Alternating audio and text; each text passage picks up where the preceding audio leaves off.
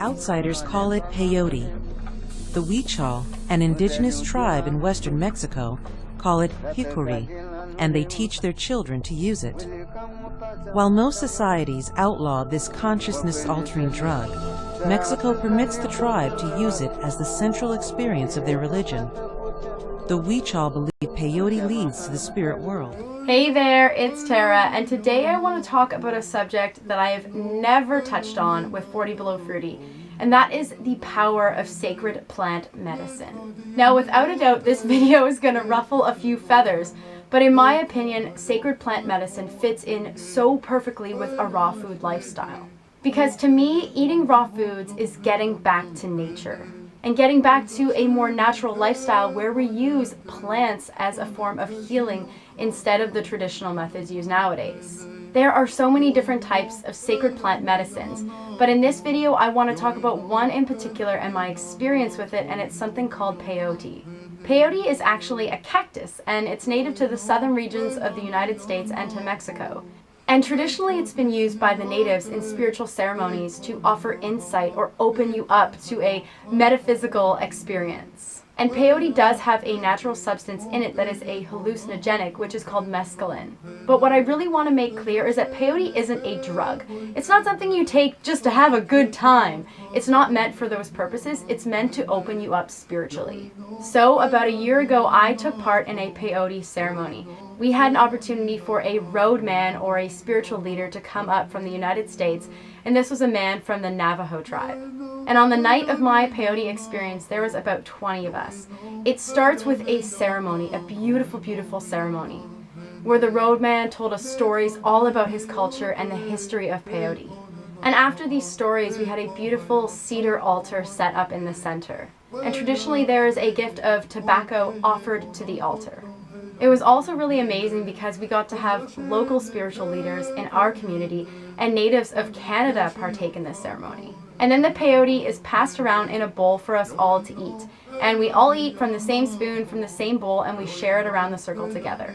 Now, the peyote cactus, to get to a decent size, takes about 40 years to grow. It is an incredibly long time. And then you dry the buttons, ground them down into a flour, and mix them with water into a paste. There's also a peyote tea brewed as well. So I had a couple spoonfuls myself and then drank a few cups of the tea. After the peyote is passed around, we're all connected together. More stories are told, the music starts, the singing starts, the chanting starts. You've likely heard of a type of plant medicine called ayahuasca. Well, ayahuasca is known as the feminine side, and peyote is known as the masculine type of plant medicine because it's pretty aggressive. Peyote was not an easy experience for me. And at first, I was convinced, once I started to feel the effects, that maybe my body was too sensitive on this raw food lifestyle to really handle it, and I was in a bit of denial.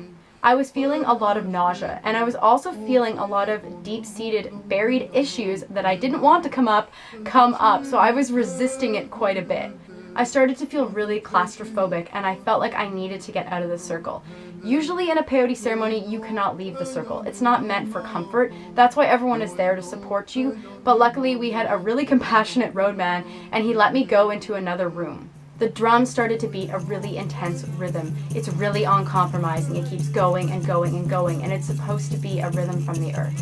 And as the drum beat harder and harder and went louder and louder, and I was in this room all by myself, which I probably shouldn't have gone to, but I did, and I started to become overwhelmed.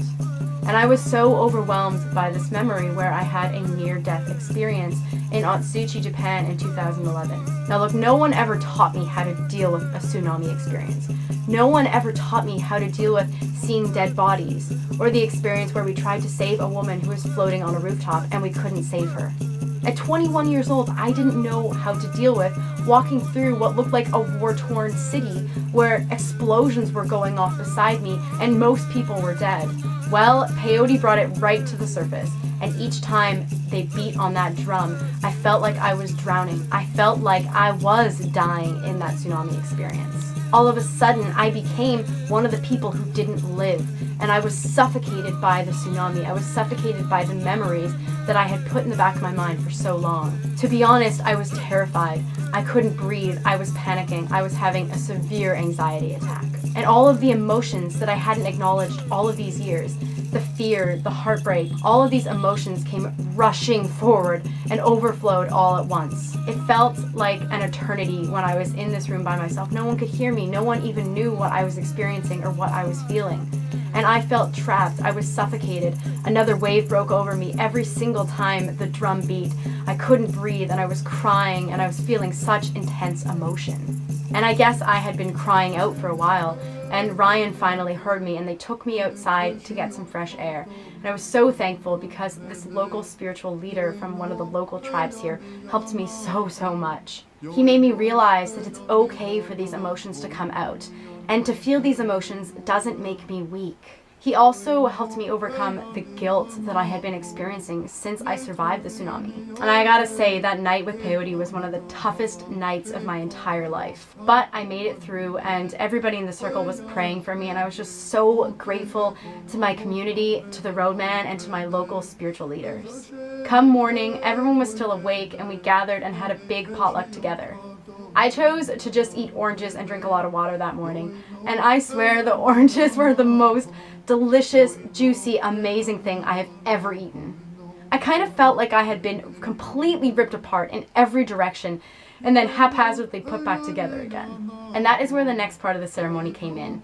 We actually built a sweat lodge specific to this peyote ceremony, and we all went in together. And this sweat lodge was intense. We had 7 rounds where it just got hotter and hotter and hotter. And this sweat lodge was made in the traditional North American native sense. So it was a domed sweat lodge, low to the ground, where we had a pit in the center that we brought burning hot rocks in. It lasted about 4 hours. We had chanting and drumming and sweetgrass and sage.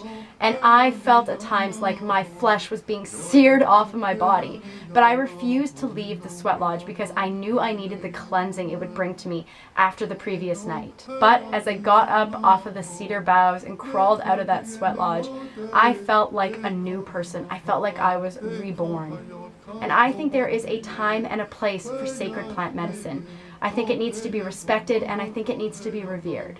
And I also think we can't brush it off in the raw food or vegan community as some hippy-dippy, spiritual woo-woo drug especially, because it has the power to heal people. Now that you've heard my experience with sacred plant medicine, I would love to know what your opinions are, if your opinions have changed after this video, and also if you've experienced the power of sacred plant medicine yourself. If you like this video, and if you like this topic of sacred plant medicine, give me a thumbs up, share it with those who you think need to hear this message, and subscribe to 40BelowFruity. And I will see you guys next time.